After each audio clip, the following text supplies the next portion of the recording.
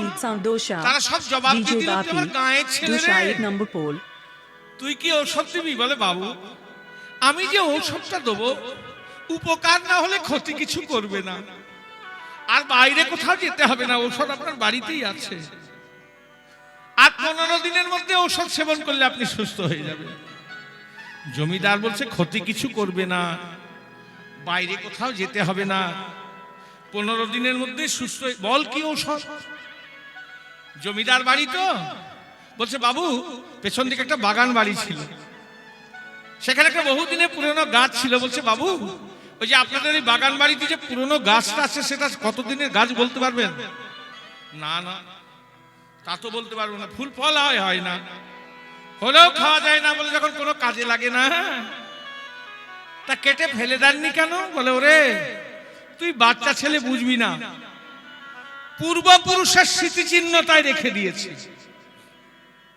বলে বাবু এক কাজ করবেন, নীতি প্রতিদিন সেই গাছটির থেকে 9টি করে পাতা তুলে তাকে শুদ্ধাচারে গঙ্গা জল দিয়ে ধুয়ে তাতে টাটকা মধু মিশ্রিত করে খালি পেটে দিনে একবার করে ঔষধ সেবন করে দেখুন, আমার মনে হয় আপনি 14 দিনের মধ্যেই সুস্থ হয়ে যাবেন। 14 দিন পর 15 দিনের দিন আমি আবার আপনাকে এসে দেখে যাব। এই বলে বাচ্চা ছেলেটি কাঁদতে কাঁদতে চলে গেল। জমিদার বলছে বলে তো গেলি বাবা 15 দিন বাঁচবই না, বিদেশের ডাক্তারে বলে দিয়েছে, কিন্তু যখন বলে গেল ক্ষতি কিছু করবে না, ওর ওষুধটা খেয়ে দেখি গায়ের ছেলে তো নীতি প্রতিদিন সেই গাছটির থেকে 9টি করে পাতা তুলে তাকে শুদ্ধাচারে গঙ্গা জল দিয়ে ধুয়ে তাতে টাটকা মধু মিশ্রিত করে 2-3 দিন ঔষধ খাওয়ার পর 4 দিনের দিন জমিদার উঠে বসেছে, মনে মনে চিন্তা করছে মরি মরি ঔষধটা কার্যকরী হচ্ছে বলে মনে হয়, আরো 4 দিন খেয়ে দেখি। 8 দিনের দিন জমিদার উঠে দাঁড়িয়েছে, 10 দিনের দিন চলাফেরা শুরু করেছে, 14 দিনের দিন আগেকার মতো চেহারা ফিরে এসেছে, ব্যাধি আর নাই। জমিদার মনে মনে চিন্তা করছে এই যাত্রায় বেঁচে গেলাম গো, ডাক্তার আমার গাঁয়েই ছিল, ঔষধ আমার বাড়িতেই ছিল, আমি কিনা লন্ডন থেকে ঘুরে এলাম, কখন আসবে সেই গাঁয়ের ছেলেটি? 15 দিনের মাথায় আবার সেই বাচ্চা ছেলেটির অপেক্ষা করছে, আর বাচ্চা ছেলেটি 15 দিনের বাবু বাবু কেমন আছেন? যেই ভেতর ঘরে এসেছে অমনি জমিদার বুকে জড়িয়ে ধরেছে, আই বাবা তুই আমার প্রাণ দান দিলি রে, তুই আমার গাঁয়ের ছেলে রে। এটা তো হচ্ছে মা দৃষ্টান্ত, সিদ্ধান্ত কি? বৃক্ষটা কিসের? ব্যাধির নাম কি? গাঁয়ের ছোট্ট ছেলেটি বাকি। ব্যাধির নাম হলো ভবব্যাধি, ভবব্যাধি, ব্যাধির নাম হলো ভবব্যাধি, ভবব্যাধি, ব্যাধির নাম হলো ভবব্যাধি, ভবব্যাধি, ব্যাধির নাম হলো ভবব্যাধি, ভবব্যাধি।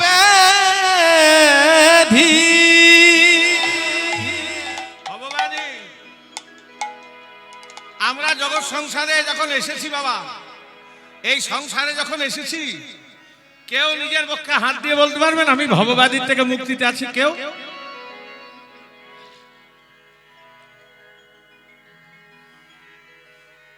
লক্ষণ 3টি, আধ্যাত্মিক, আদি ভৌতিক, আদি দৈবিক। কেউ আধ্যাত্মিক ব্যাধিতে ভুগছেন, কেউ আদি দৈবিক ব্যাধিতে ভুগছেন, কেউ আদি ভৌতিক ব্যাধিতে ভুগছেন। ইহা জগতে কোনো ডাক্তারে সারাতে পারবে না। পুরনো বৃক্ষটা কি? শ্রীমদ্ ভাগবতম শ্রীগ্রন্থ, তার যে প্রথম 9টি পাতা, খুব ভালো করে শুনবেন। এখানে কীর্তন আরম্ভ হয়েছে, এখানে কীর্তন কবে কখন থেকে শুরু হয়েছে? কত বছর হলো? মানে এখন শিশু অবস্থা। তার আগে একটা কথা বলি, কীর্তনের আগে যেন ভাগবত কথা হয়। জয় রাধে, এটা প্রয়োজন আছে, কারণ কীর্তনে আসর তৈরি করতে গেলে ওই ভাগবত শুনে আগে কানটাকে তৈরি করতে হবে, তবে কীর্তন শুনে আনন্দ পাওয়া যাবে। জয় রাধে। যাই হোক, আপনাদের কানে দিয়ে রাখা হলো। এবার যদি মহাপ্রভুর ইচ্ছা হয় নিশ্চয় হবে। হ্যাঁ, যাই হোক, শ্রীমদ্ ভাগবত শ্রীগ্রন্থ বৃক্ষ স্বরূপ, যেটা আমাদের পূর্বপুরুষরা রেখে গিয়েছেন। কেউ রাখতে পেরেছি, কেউ ফেলে দিয়েছি। হয়তো চিন্তা করছে ওই শুনে আর উপরে কি হবে, কেউ ফেলে দিয়েছে।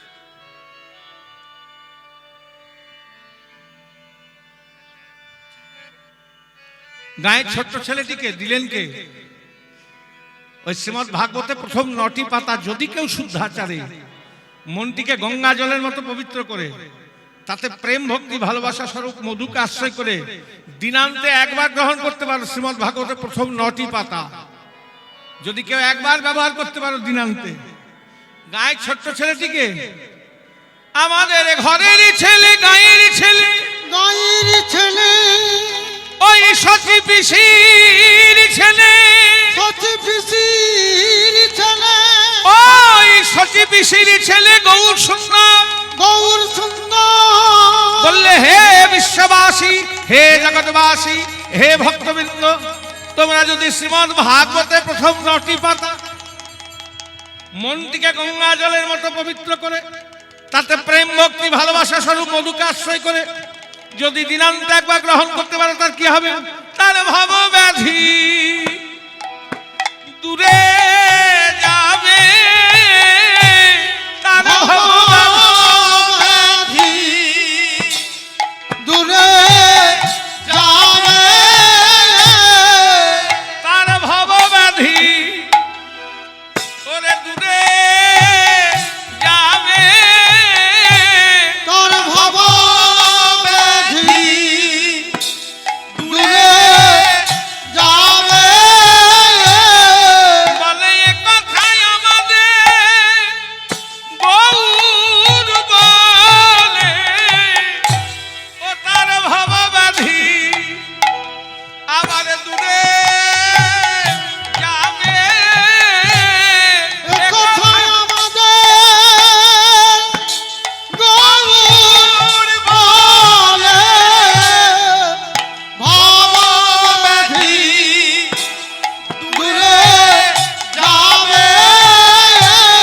বলে এ জন্মে নয়, জন্মে জন্মে তার ভব ব্যাধি দূরে যাবে। জন্মে নয়, জন্মে জন্মে বলে আজি এ কথাই আমাদের গৌর বলে, ভব ব্যাধি দূরে যাবে। এ কথা আমাদের গৌর বলে, ভব ব্যাধি দূরে তাই গৌর হরি হরি বল। গৌর বলে, ভব ব্যাধি দূরে যাবে। এ কথাই আমাদের গৌর বলে, ভব ব্যাধি দূরে যাবে। ও তার ভব ব্যাধি দূরে যাবে। যার জন্য শ্রীমন মহাপ্রভুকে পদকর্তা কৃষ্ণ লীলা প্রকাশকম বলছেন। এই গৌর সুন্দরটি কে?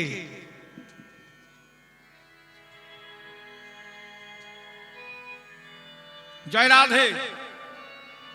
হ্যাঁ গো, এই গৌর সুন্দরটি কে জানো? জানো মা? হ্যাঁ, রাধা আর কৃষ্ণ মিলিত বিগ্রহ গৌরাঙ্গ। দ্বাপর যুগ শেষ, কলিযুগ আগত। একদিন দেবর্ষী নারদ বিনা জুড়ে কৃষ্ণ গুণ গান গাইতে গাইতে কোন এক গ্রামের মধ্যে দিয়ে চলে যাচ্ছেন। আহা, দেবর্ষী নারদ তো স্বর্গমত্ত পাতাল তোল পার করে আর ঘুরে বেড়াতেন। স্বর্গেও থাকতেন, মর্তেও থাকতেন, আর পাতালেও থাকতেন। হ্যাঁ, তা তিনি সর্বত্রই ওই নাম গান করে বেড়াতেন। তা আজকেও নাম গান করতে করতে চলে যাচ্ছেন। শ্রীমন নারায়ণ নারায়ণ নারায়ণ, লক্ষ্মী নারায়ণ নারায়ণ নারায়ণ, নারায়ণ নারায়ণ নারায়ণ, লক্ষ্মী নারায়ণ নারায়ণ श्रीमन नारायण नारायण नारायण लक्ष्मी नारायण नारायण नारायण श्रीमन नारायण नारायण नारायण लक्ष्मी नारायण नारायण नारायण उद्धव नारायण नारायण नारायण उद्धव नारायण नारायण नारायण उद्धव नारायण नारायण नारायण उद्धव नारायण नारायण नारायण श्रीमन नारायण नारायण नारायण लक्ष्मी नारायण नारायण नारायण श्रीमन नारायण नारायण नारायण श्रीमन नारायण नारायण नारायण श्रीमन नारायण नारायण नारायण लक्ष्मी नारायण नारायण नारायण श्रीमन नारायण नारायण नारायण लक्ष्मी नारायण नारायण नारायण नारायण हरि नारायण हरि नारायण हरि নারায়ণের গুণগান গাইতে গাইতে কোন গ্রামের মধ্যে দিয়ে চলে যাচ্ছেন। কিছু দূর যাওয়ার পর হঠাৎ একটা দৃশ্য দেখলেন। কি অদ্ভুত দৃশ্য! সামনে দিয়ে এক প্রকাণ্ডাকৃতির একটা পুরুষ এগিয়ে আসছে, কৃষ্ণ গুণগান গাইতে গাইতে চলে যাচ্ছে। বেশ লম্বা চড়া বলিষ্ঠ একটা পুরুষ এগিয়ে আসছে সামনে দিয়ে। পুরুষটি একা নয় মা, সেই পুরুষটির কাঁধে বসে আছে এক অপূর্ব সুন্দরী রমণী। সুন্দরী রমণী আর সাধন করুন, লম্বা চড়া এক পুরুষ কাঁধে একজন সুন্দরী রমণীকে বস করিয়েছে। আর ওই পুরুষটি কি করেছে জানেন? একজন বৃদ্ধাকে গলায় দড়ি বেঁধে টানতে টানতে নিয়ে যাচ্ছে। লম্বা চড়া এক পুরুষ কাঁধে একজন সুন্দরী রমণীকে বস করিয়েছে, আর একজন বৃদ্ধাকে গলায় দড়ি বেঁধে টানতে টানতে নিয়ে যাচ্ছে। দেবর্ষি মনে মনে চিন্তা করছে, কে এই পুরুষ? হে গোবিন্দ, এ তুমি আমায় কি দেখালে প্রভু? এরকম দৃশ্য তো দেখাও পাপ। দেখা পাপ নয়, মহাপাপ। তা যখন পাপ, তুমি আমাকে দেখালে কেন? কে এই পুরুষ? এর আগে থেকে মর্তধামে কখনো দেখি নাই। বেশ সামনে এলে ওর পরিচয় জিজ্ঞাসা করব। পথের এক পাশে দাঁড়িয়ে আছে সেই প্রকাণ্ডাকৃতির পুরুষটি চলে আসছে। আস্তে আস্তে যেই না দেবর্ষি নারদের সম্মুখে এসেছে, নারদ পরিচয় জিজ্ঞাসা করবে কি গো? নারদকে দেখে সেই প্রকাণ্ডাকৃতির পুরুষটি বলছে, দেবর্ষি প্রণাম গ্রহণ করো। দেবর্ষি বলছে, দেখো ভাই, কে তুমি? আমি তো তোমায় চিনতে পারলাম না। চিনতে পারলাম না। কে তুমি? আমি তো তোমায় চিনতে পারলাম না।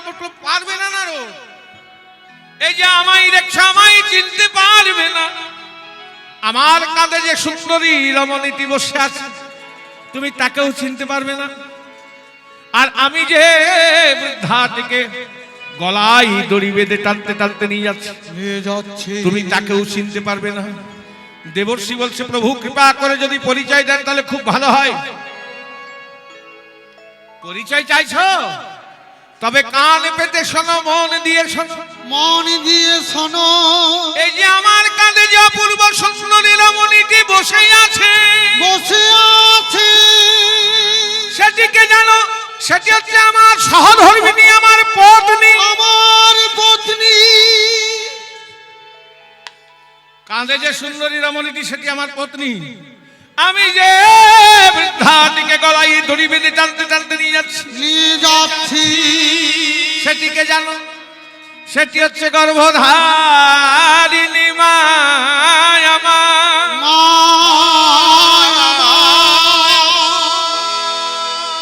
কাঁধে যে সুন্দরী রমণীটি বসে আছে, সেটি আমার পত্নী।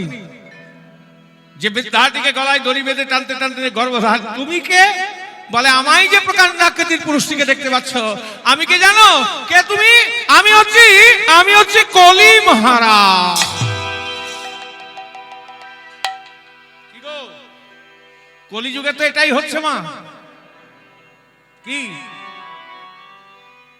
পত্নীকে কাঁধে করে নিয়ে ঘুরে বেড়াচ্ছে, আর মাকে গলায় দড়ি বেঁধে টানতে টানতে নিয়ে যাচ্ছে। দেবর্ষি বলছে, হাইরে কলি, এই তোর দশা। একমাত্র পূর্ণ ব্রহ্ম সনাতন ছাড়া এহেন কলিযুগের জীবকে রক্ষা করবে কে? যাই শ্রীহরির কাছে, ভগবানের কাছে।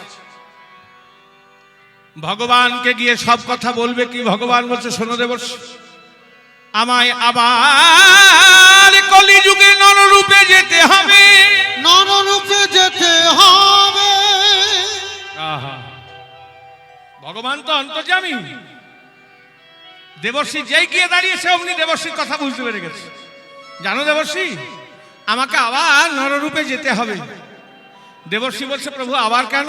বলে, দেখছো না জীবের অবস্থা, কলি ঘোর অন্ধকারে জীব বিচ্ছিন্ন হইয়া, বিচ্ছিন্ন হইয়া ব্যভিচার করবে লোক মায়াতে ভুলিয়া। মায়াতে ভুলিয়া। বুঝতে পারছেন তো কি? দাদা তোমরা মা দেখে বলতে হবে। বুঝতে পারছো মা? কলি ঘোর অন্ধকারে, ঘোর অন্ধকার, যে অন্ধকারে যেমন কোন দিকে যাবে কোন দিকে যাবে না ঠিক থাকে না, বিচ্ছিন্ন হইয়া। ঘোর কলি অন্ধকারে মানুষ বিচ্ছিন্ন হইয়া ব্যভিচার করবে লোক মায়াতে ভুলিয়া। মায়াতে ভুলে ব্যভিচার করবে। শুনো হে নারদ, সেই জীবে নিস্তারিতে, সেই কলিযুগের জীবকে উদ্ধার করার জন্য অবতীর্ণ হব আমি পুরী নদিয়াতে।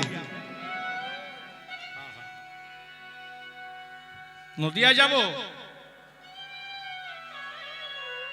নদিয়ার কোন জায়গায়? হ্যাঁ, নবদ্বীপে। পুরী নদিয়াতে এবার দয়াল হইব আর কীর্তন বিলাস। কোন অস্ত্র থাকবে না। অস্ত্র বলতে থাকবে খোল আর করতাল। আহা, কীর্তন বিলাস, কীর্তন গাইব। এই রূপে নারদ আমি কলিযুগে হইব প্রকাশ। শুদ্ধ গৌর সুধীর গায়ু, শুদ্ধ গৌর, আর কালো বরণ থাকবে না, গৌর বরণ। আহা, সুধীর গায়ু, ছোটখাটো মানুষ নয়, একদম লম্বা চড়া। গঙ্গা তীর সমুদ্ভব, নবদ্বীপ গঙ্গার তীরেই আছে। গঙ্গা তীরে নবদ্বীপে শুদ্ধ গৌর সুধীর গায়ু, গঙ্গা তীর সমুদ্ভব, দারু কৃতগ্রাহিষ্য সম্ভবামি কলিযুগে। রাধারানী গোবিন্দের এ কথা শুনে গোবিন্দের চরণে ধরে কাঁদছে, হে নাথ, তুমি কলিযুগে নররূপে যাবে, আমার কি হবে?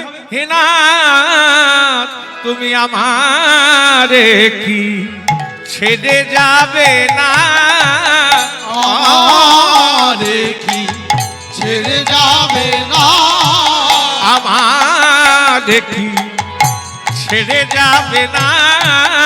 আমারে কি ছেড়ে যাবে না? এই আলোর বৃন্দাবন আধার করে আমারে কি ছেড়ে যাবে না? আলোর বৃন্দাবন আধার করে আমারে কি ছেড়ে যাবে না? এ সাদের বৃন্দাবন ফাঁকা করে আমারে কি ছেড়ে যাবে না? সাধের বৃন্দাবন ফাঁকা করে আমারে কি ছেড়ে যাবে না? গোবিন্দ বললে, প্রেমময়ী তুমি এমন করে কেঁদো না। রাধারানী কাঁদছে, প্রভু তুমি আমায় ছেড়ে দিয়ে চলে যাবে? আমি যাব কোথায়? আমার কি হবে? প্রেমময়ী তুমি এমন করে কেঁদো না। শোনো শোনো সুন্দরী মঝুয় ভিলা, শোনো শোনো সুন্দরী মধুর বিলাস। এখন শোনো শোনো সুন্দরী আবার মধুয় ভিলা। শোনো শোনো সুন্দরী মজয় বিলাস এই ব্রজকুল প্রেম আমি করব পরকাশ এই রজ পেল প্রেম আমি করব প্রকাশ আমার ব্রজকুল প্রেম করব পরকাশ রজ পেল প্রেম করব প্রকাশ শুনো শুনো সুন্দরী মধুয় বিলাস মজয় বিলাস ব্রজকুল প্রেম করব পরকাশ করব পরকাশ হে রাধে, তুমি এমন করে কেন না? আমি তোমায় কথা দিলাম, ব্রজকুল প্রেম আমি কলিযুগের জীবের দ্বারে দ্বারে প্রকাশ করব, তাই আমাকে যেতেই হবে। রাধারানী বলছে, হেনা তুমি তো কলিযুগের নররূপে যাবে, কিন্তু বলো দেখি, যে অঙ্গে চন্দন তুলসী দিতে কর কেঁপে কেঁপে ওঠে। কর কেঁপে কেঁপে ওঠে। আপনারা গোবিন্দের সেবা করেন, কৃষ্ণ সেবা করেন? কই কে কে করেন একটু হাত তুলে দেখান দেখি।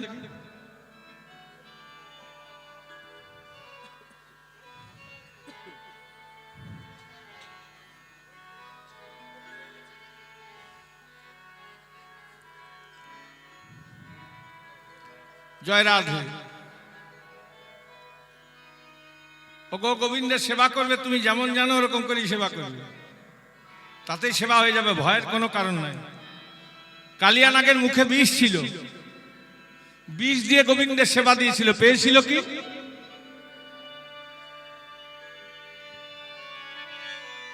মস্তকে গোবিন্দের চরণ পেয়েছিল। তা তোমার ভয়ের কোনো কারণ নাই, তোমার যা আছে তাই দিয়ে তুমি গোবিন্দের সেবা দেবে। আচ্ছা এবার বলো, কে কে গোবিন্দের সেবা দাও?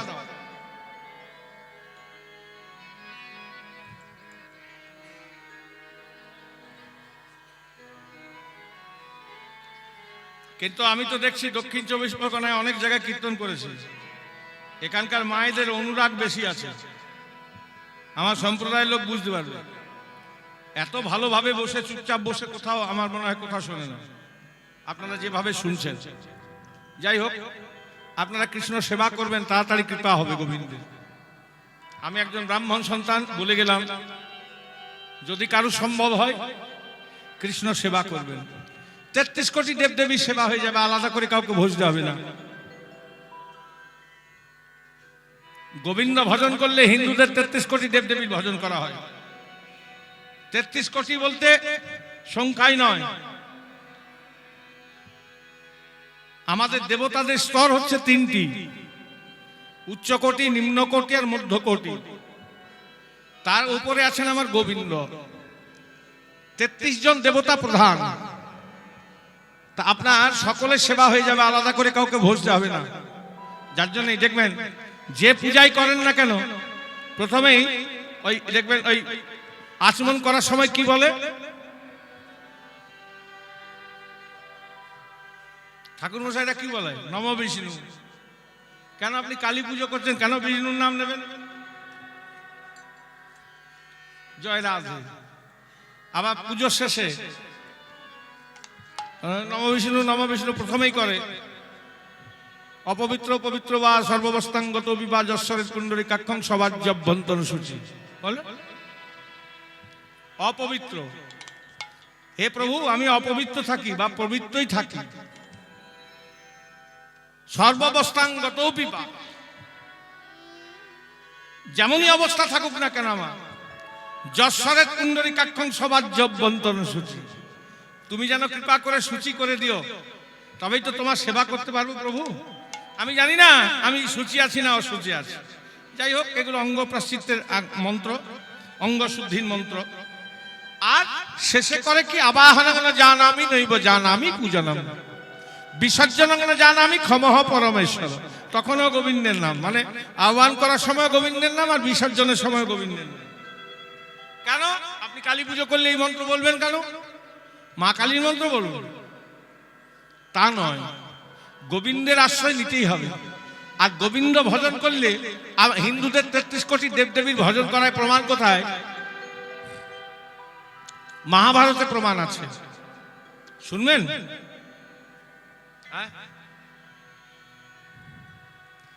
এমন অবস্থায় আমাকে নামিয়েছে না, জয় রাধে। বলবার ইচ্ছা থাকলেও উপায় নাই, অনেক দূর যেতে হবে। মালদা যাব, এসেছি আসানসোল থেকে, আপনারা শুনেছেন, আর যাব মালদা। মানে একদম পশ্চিম থেকে এখানে এসেছি পূর্ব দিকে, আবার পূর্ব থেকে চলে যাবে এইদিকে উত্তর দিকে। যাই হোক, হ্যাঁ আমি এসেছিলাম আপনাদের এখানে, অনেক অনেক জায়গাতে এসেছি। যাই হোক, আচ্ছা শুনেন না, ছোট্ট ছোট্ট করে শুনবেন। প্রমাণ আছে মহাভারতে, গোবিন্দ ভজন করলে হিন্দুদের 33 কোটি দেবদেবীর ভজন করা হয়। পঞ্চপাণ্ডব যখন বনবাসে গেলেন, তখন সূর্যের বরে দ্রৌপদী একটা পাত্র পেয়েছিল। তাতে বর দেওয়া ছিল, দ্রৌপদী তোমার সেবা হওয়ার আগে পর্যন্ত, জয় রাধে,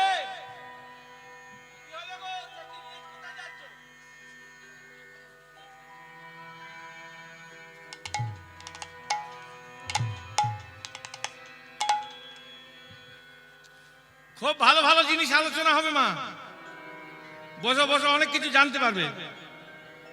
পঞ্চপাণ্ডব যখন বনবাসে গেলেন, তখন সূর্যের বরে দ্রৌপদী একটা পাত্র পেয়েছিল। তাতে বর দেওয়া ছিল, দ্রৌপদী তোমার সেবা হওয়ার আগে পর্যন্ত যদি লক্ষাধিক মানুষ আসে, এই পাত্রে অন্ন শেষ হবে না। কিন্তু মনে রেখো দ্রৌপদী, তোমার সেবা হয়ে গেলে যতক্ষণ না পরের দিন সূর্য উদিত না হচ্ছে, তোমার এই পাত্রটি কোনো কাজ করবে না। পঞ্চপাণ্ডবকে নিয়ে, যার জন্য এখনো দেখবেন সকলে সেবা শেষে বাড়ির মায়েরা সেবা করেন, তাই তো? কি এখন করে? এখন বুফে সিস্টেম। কৃষ্ণ মনমোহন কৃষ্ণ জগজীবন কৃষ্ণ সুস্বাগতম কৃষ্ণ শরণাগতম কৃষ্ণ সুস্বাগতম কৃষ্ণ শরণাগতম কৃষ্ণ গোবিন্দম গোকুলানন্দম গোপালম গোপীবল্লভম গোবর্ধন উধরো বীরম তন্বন্দে গোমতী প্রিয়ম সুস্বাগতম কৃষ্ণ শরণাগতম কৃষ্ণ নারায়ণম নিরাকারম নরবীর নরোত্তম নিসিংহনাগনাথম চ তন্বন্দে নরকান্তকম সুস্বাগতম কৃষ্ণ শরণাগতম কৃষ্ণ পীতাম্বর পদ্মনাভ চ পদ্মাক্ষ পুরুষোত্তম পবিত্রম পরমানন্দম তন্বন্দে পরমেশ্বরম সুস্বাগতম কৃষ্ণ শরণাগতম কৃষ্ণ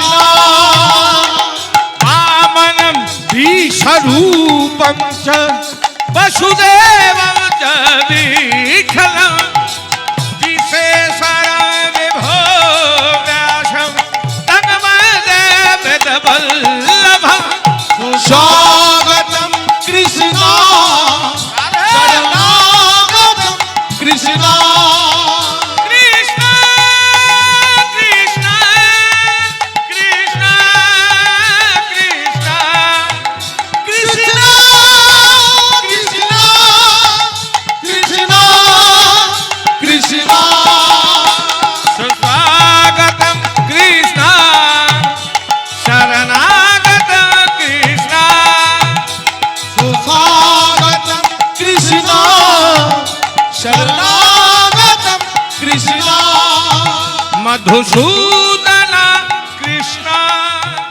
মধুসূদন কৃষ্ণ জগজীবন কৃষ্ণ জগজীবন কৃষ্ণ। দ্রৌপদী কাঁদছে আর গোবিন্দকে ডাকছে, দর্শন পাচ্ছে না। বলছে, গোবিন্দ তুমি মিথ্যে কথা বললে।